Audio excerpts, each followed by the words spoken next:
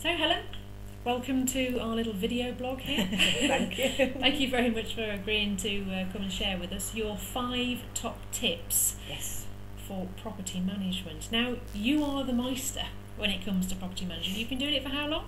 I've been almost 10 years 10 now. years, my word. So you've been managing properties for 10 years. Yes. And you're not great. No. I don't know how. Now, property management is one of those things that you either love or hate, but if you get it wrong, it's incredibly painful. Would I be right? Very, very hard. Horrible if Yep. it goes wrong. And I know you are very strict with your guys in the management department, and you keep them on a very, very short leash. But I know you have a few golden rules, a few top tips, a few things that you know that you have to have in order for it all to run smoothly, and you agreed to share with share that with us today. Yes. Your 5 top tips. Yes. But just first of all, just give us a little bit of an overview of you. You started in the industry 10 years ago. Has it changed in that time? Hugely. Back when I first started, I was working with the council, and we were doing regeneration programmes. So it was all their properties and getting them up to spec, because they weren't up to spec back in those days, make sure everyone was happy. Since doing it from coming to Lawsons into the private rented sector, completely different. My job's made easier with processes, procedures that we've got in place here, which has to be done. So we have everything in place. Makes my job easier along with the system we've got, but it is sticking to process and procedures to make sure everything goes to plan. And what happens when those processes aren't done? Catastrophes can happen. We don't want to go there. No. So, number 1 then, out of all the things that you think is most important in property management to make sure it goes smoothly, what would you say is the number 1 thing that you need? Number 1 for ourselves, property management, plus for landlords, is inventories. Mm-hmm. Inventories are vital. The amount of landlords you hear that don't have inventories, when it comes to the end of their tenancy, they have not got a leg to stand on. Landlords will think because the property's unfurnished, you don't need an inventory. They don't think about what's on the floor, what's on the walls, where the ceilings are, which walls are up there, and a tenant could then do anything they like in that property, and he hasn't got a leg to stand on when it comes to the end of the tenancy. And we really have got to then return the deposit to the tenant if there is damages, because there's no proof. So inventories are vital. And I hear you had one the other week with UPVC windows painted gloss black or something, and I always tell the story about the one I had years ago where they were painted gloss pink, and you've had one gloss black this week. And there's nothing we can do about it. There's no inventory there saying what they were before the tenancy. And that's because the landlord wanted to say 50, 60 quid at the beginning and not bother doing an inventory. Yeah, and it just shows how much they lose out on then, having to do the whole entire house up again to rent out. So how would you do a checkout without an inventory? I mean, how would you? You can't, can we? We can't. I mean, we can maybe go and have a check ready for a relet for someone, but we literally can't. And we can let the landlord what work needs doing and get quotations, but it's a waste of time doing an actual checkout appointment without an inventory, because there's absolutely nothing to go from. Wow. So vital. Please do inventories. And is it important that the inventories are?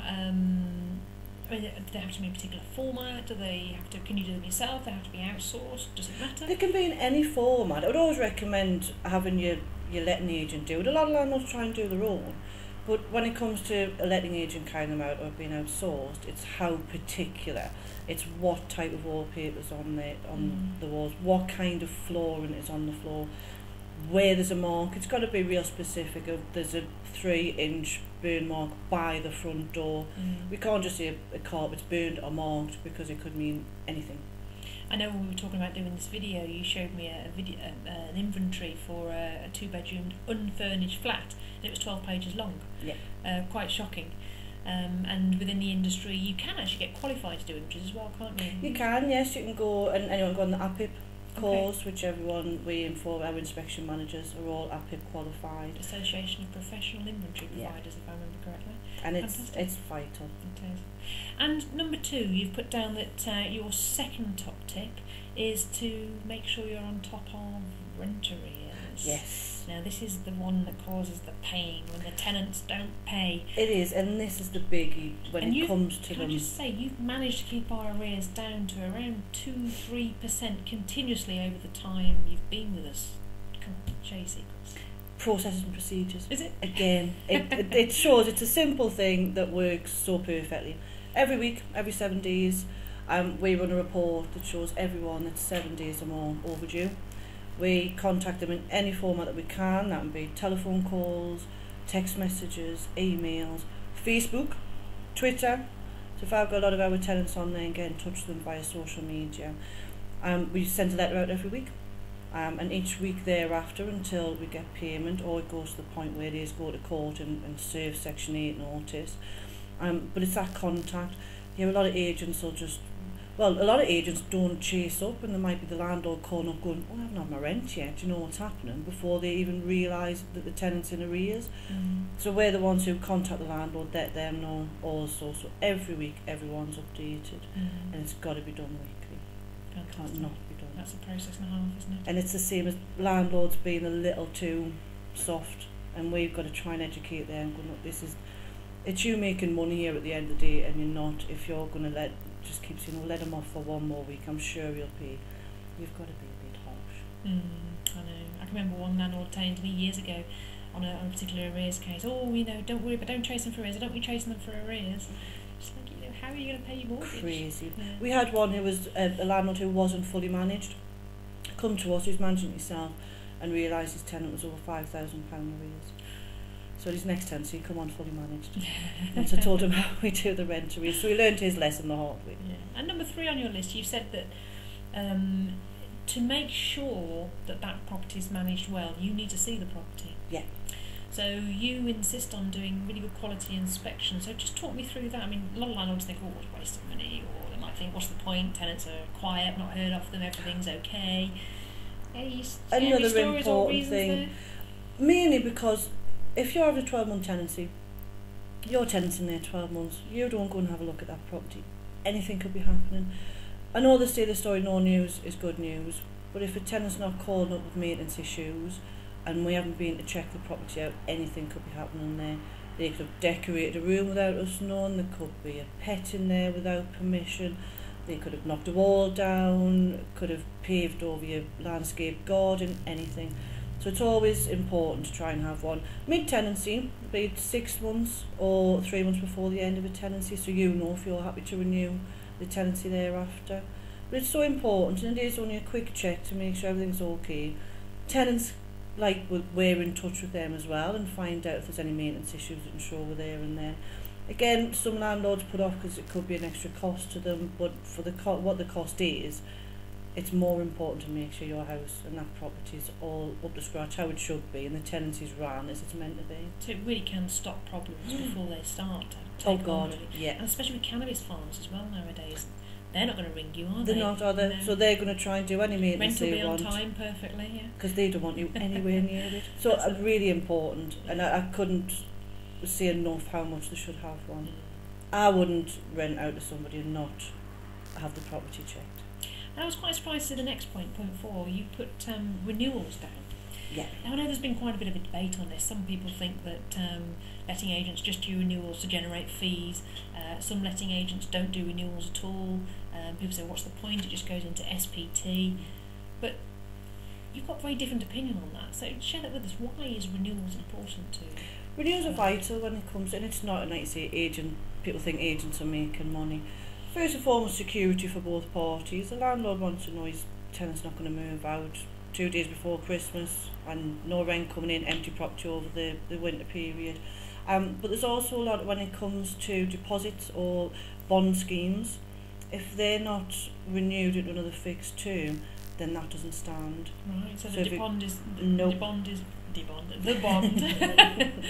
invalid. Yeah. Right, that's important then. And that's really important for the landlord because they've took our advice, the tenancy started, the bond scheme's in place. If that's not renewed into the fixed term and goes in SPT or month-to-month rolling contract, no bond. Now I've also heard that a lot of rental guarantee insurance policies are exactly the same. If the tenancy is not in a fixed term tenancy, if it rolls over onto SPT, the rental guarantee insurance might be invalid, so you need to check your policy on that one as well. Really need to check the policy because they've all got them different. It's a small print again that a lot of people try not to read.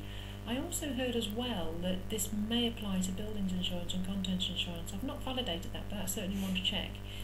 Somebody told me on Twitter a couple of days ago that without without a fixed term policy, some insurances may be affected. So I don't know, that might be worth checking. I think it's something definitely look into. But I think really it's about security tenure, isn't it? The landlord knows the tenants are in there for 6 to 12 months. The tenants know they've got security tenure for 6 to 12 months. Nobody wants to feel that they can be got out in a month's notice. And this is it, and 2 months' notice. It's telling tenants that as well, because a landlord wants that security, and you may get tenants who say, I've got no plans of moving out, but I want to go into a month-to-month rolling contract. It speaks volumes to both parties, tenants and landlords.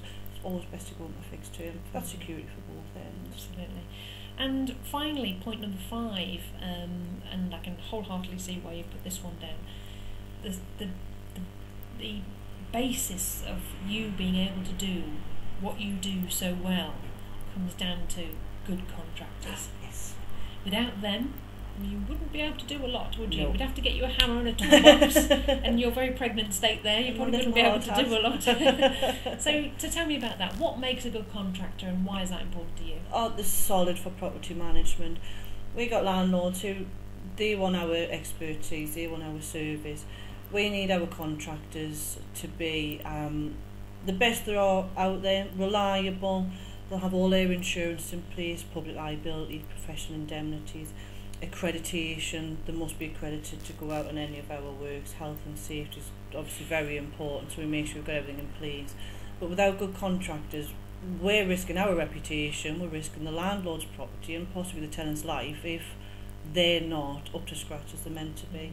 So good contracts and a good branch of suppliers, then we're all good to go with them. It's vital, they're all insured, covered, so your gas engineers are gas safe registered. And don't assume just because it's gas safe registered that he can do everything. You need to be checking up on them as well, of checking their accreditation of what they can do. It may mean that they can't touch boilers or they can't touch fires. They're only trained on specific items. Some can do everything. Some might have only just been trained so in you've a got to certain check area. what classification they're qualified for. Yeah. Then. Yeah. Now some landlords watching this are going to be thinking, oh, well, that just means they're going to be expensive. I use Fred down the road and he's all right, he's never done anything wrong. What would you say to that? I would say, and can understand sometimes when landlords will, they might want to go and use one of their own guys, but ours are all on our list for a reason. They're not going to be, it's not that they're expensive or more expensive than somebody else, they're reliable, they're there in an emergency. We've got 24/7 cover. We know our contractors to go out there in an emergency at a drop of a hat for us. We know that they're qualified to do what they're meant to do. It's like anybody else. I don't think anyone would want to go into a yellow pages and just pick the first person on the page. You want someone who you know. And we're taking the onus off the landlord. Save him searching for a contractor. Ours are there, ours are reliable. And we've got a lot of landlords who specifically use 1 or 2 of our contractors on every work possible. Where you call the landlord and say, yeah, use Brian, thank you. Because some of the risks are, I mean, you send an odd jobbing man out and let's say he doesn't know all about asbestos regulations and he decides to start poking around in the ceiling to put the smoke alarm in or whatever it is he's doing, and he doesn't know that that ceiling is actually asbestos or got asbestos within the Artex that's up there, and he's poking around. The tenant susses out its Artex and comes back to you and says, this contractor's aggravated asbestos, my family's at risk. Who's liable for that? Agent. And the landlord. And the landlord. Both Big HSE problem when it comes to anything like that. It is, and I know health and safety is getting very heavily involved in this at the moment, aren't they, with contractors having to have certification, qualification, attend courses and to know. And if you use an unqualified contractor, you do really take your own risks. You are, you're leaving yourself wide open for it. So health and safety is so important, and I think a lot of agents mightn't realise, or a lot of landlords mightn't realise, that the HSE can still be involved, even though you've asked a self-employed contractor to do work, you're deemed as employing them. So if they go on your site and they don't use scaffold, they don't use the correct safety harnessing, whatever the case may be, and they have an injury, you could be liable. So it is really important. Very important. And I know that, you know, with a lot of the legislation over the years, we have had to either refuse certain contractors or stop using them because they've not maintained their, you know, accreditations, qualifications, and things along the way, because it is very important. Anyway, Helen, thank you very much. When's baby due? 30th of March. 30th of March. I wish you all the best for that. Thank you. And we look forward to seeing you back in 9 months or so. Yes. After that. Thank you very much. Thank you.